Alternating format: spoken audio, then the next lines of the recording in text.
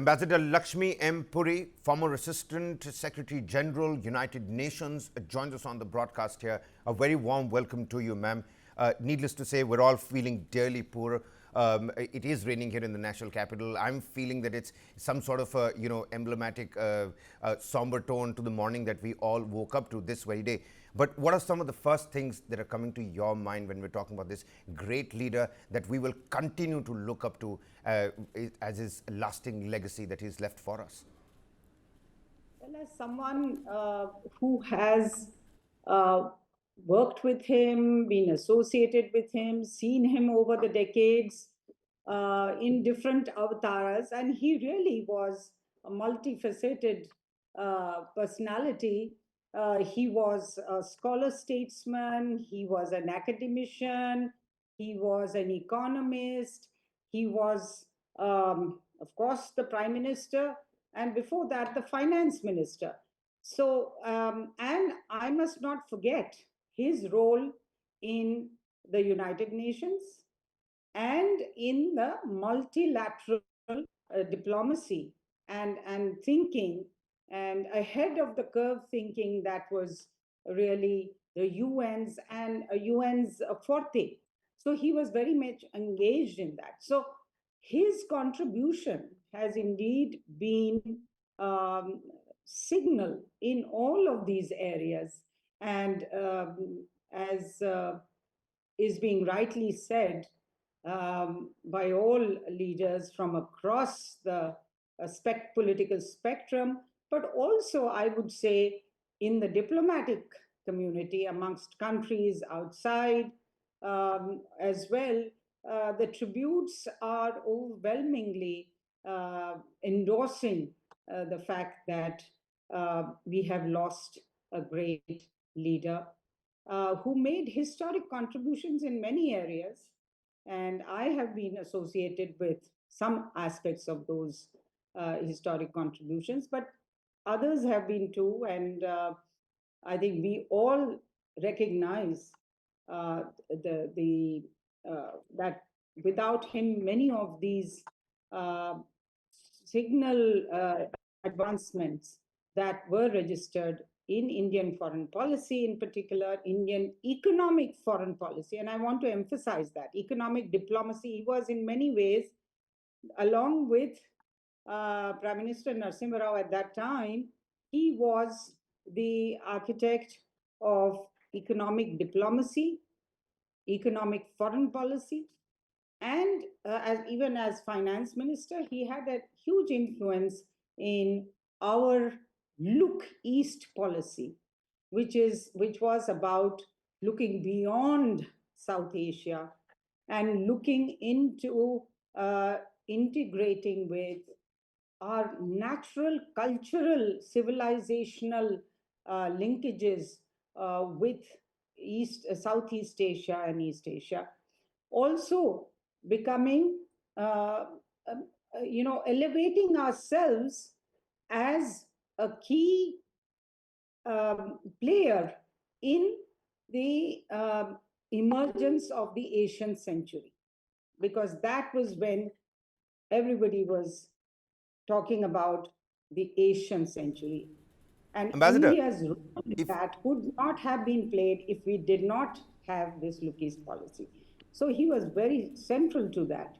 Certainly, ma'am. Ma'am, tell the viewers a little bit about how was it like working with Manmohan Singh. You worked, real up and close with him. Help the viewers understand what the man was like as well. Well, he had tremendous intellectual heft. He was daring in the way he put forward ideas. For example, when he was the when he headed the South Commission,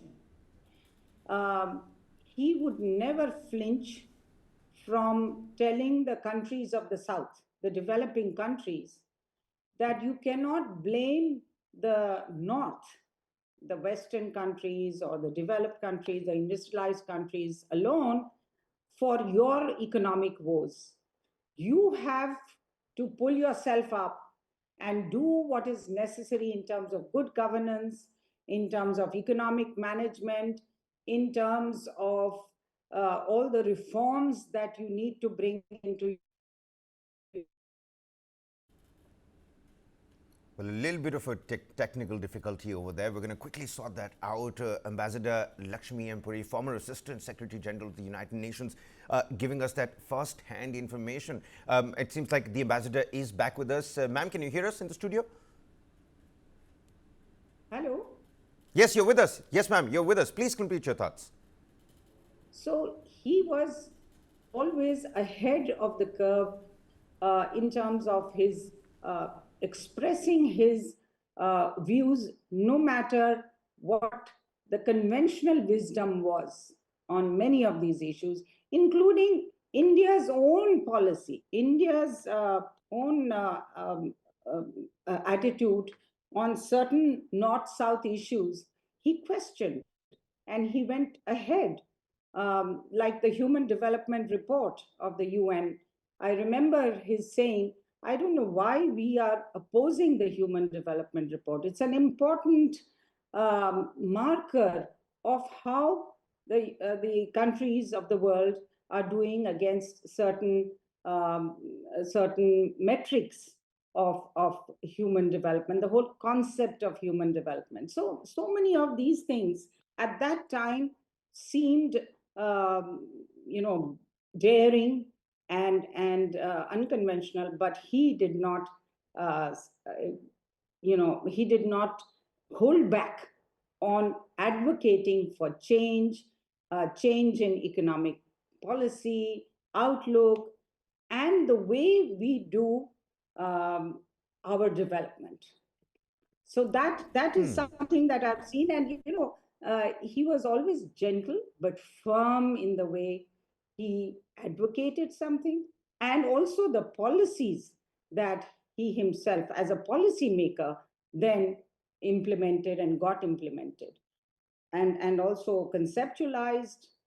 He was able to do that whole spectrum of conceptualization, policy making, and also advocacy and implementation.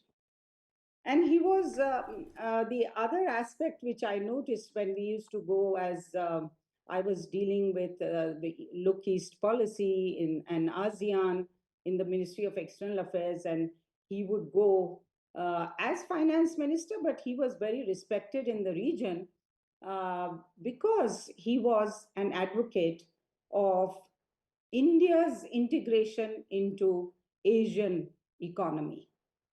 So that was something, and he had shown by example that he was liberalizing the Indian economy, wanting to trade more, wanting to invest more, and get investment from South and East Asia, so Southeast Asia and East Asia. So all of that really gave him an aura and standing in East Asia, Southeast, in the Asian context, which India never had before. And of course, it laid the foundation later on for what we have evolved. And under Prime Minister Modi, we have a very effective Act East policy.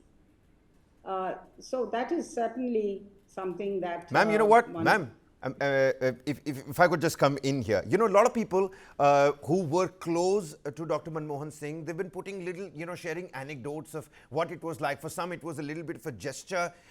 For some, it was a joke that Dr. Manmohan Singh cracked.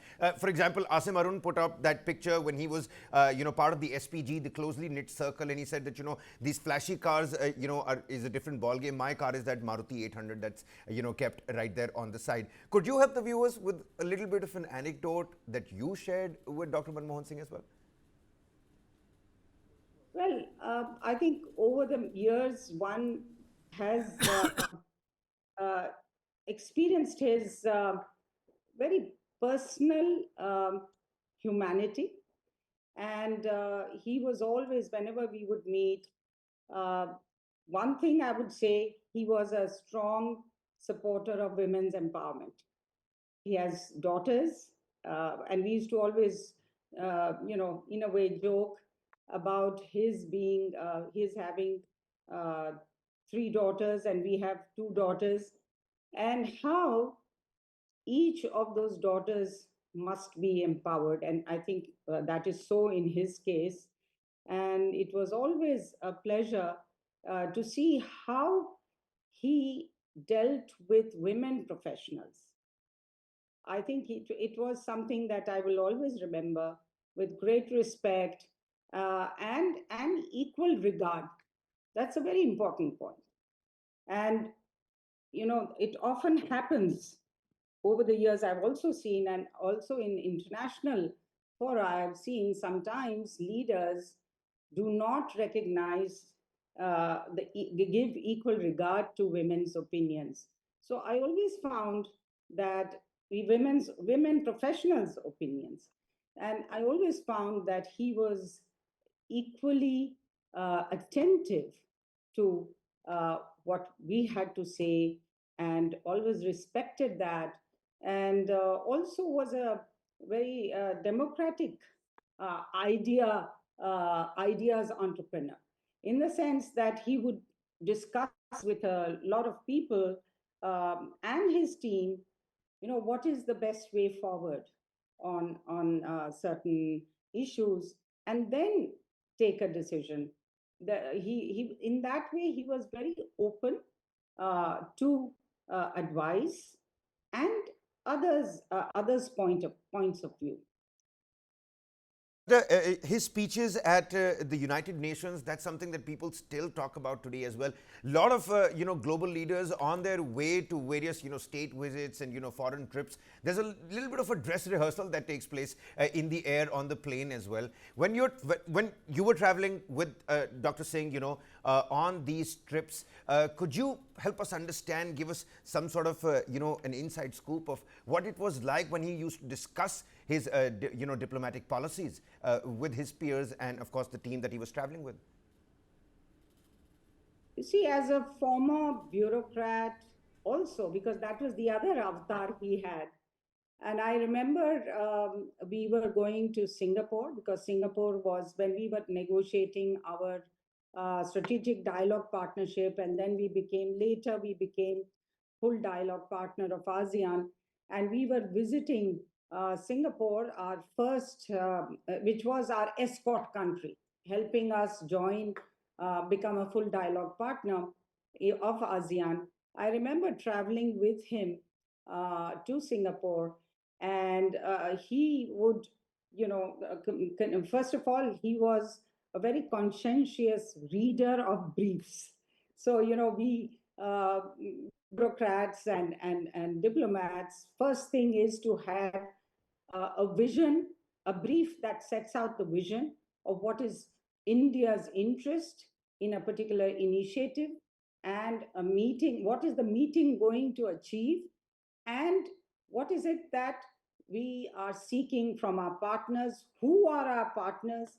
So, of course, much of it he already knew, but I was struck by again the humility that many have referred to, the humility with which he sought knowledge from others who are said to be or supposed to be experts, and he was very respectful of those those who provided advice, and he sought that. So we had these meetings, preparatory meetings, uh, on the plane, but also on arrival. And so it was something that the manthan, the churning that took place, was something that I will always remember. It was an intellectual journey, but also it was fun because he would make jokes or ask interesting questions. Um, and always this, so what is different? So what is going to be different? So what are we trying to achieve here, which is going to change the world, or change India, or for change the world for India? So that was always an interesting experience to be with and work with Dr. Manmohan Singh.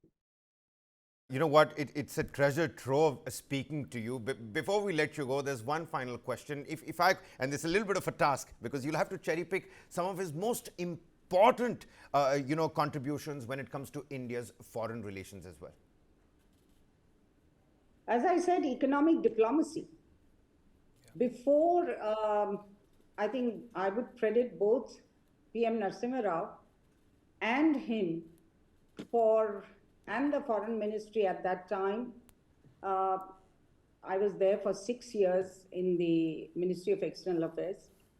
And even as finance minister, he was a great advocate of transforming our foreign policy into one which centrally prioritizes economic diplomacy, the economic aspects.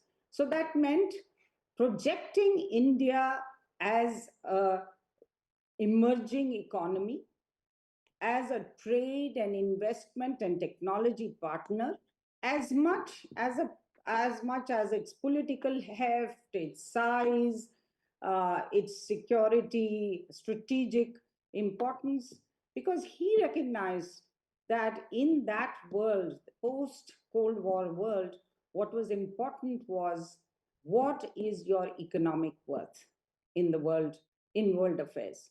So if we wanted to be a major power, we had to also raise our economic profile. So that was a very important contribution. I've already mentioned the Look East policy. We needed to lift ourselves and dehyphenate from Pakistan and South Asia alone focus, also not only the West focus and Western partners, because, at that time, Southeast Asia and East Asia, we have heard about the flying geese and how the Asian miracle was happening at that time. So his vision was that we must engage and we must really build strong ties with this Asia Pacific part of our extended neighborhood. And after all, we have civilizational, cultural ties with these countries. So it's often said that in Southeast Asia you have the meeting of the two great civilizations, the Indian civilization and the Chinese civilization. So it's a fusion of that you see in Southeast Asia. So it was really very, very timely, necessary, and strategic to have launched and to given and taken it to its logical conclusion at that time, from becoming the strategic dialogue partner to full dialogue partner in the later in during Vajpayee's time. So these are indeed lasting contributions that he made to India's economic foreign policy. And even though he was not the foreign minister, he was the finance minister, but the influence was very much there. The other aspect is, I think everybody has mentioned his contribution, his championing the Indo-US strategic partnership, and at a time when um, in his own party, in his own government, there was resistance to this, you know, upgradation of Indo-US relations, uh, and overcoming the hesitation, historic hesitation that we have had during the Cold War and later. I think he was the earliest proponent of breaking that mold, and he realized that again, if India is to economically, technologically, in terms of its security, in terms of its place in the world, place in Asia, but also in the world, if it has to progress, it must have And also, I'm coming to a nuclear deal, but it must have a comprehensive, there must be a breakthrough in Indo-US relations, and we must have a comprehensive, a strategic partnership. Right. And so the civil nuclear deal was, in fact, it signaled the beginning of that strategic partnership.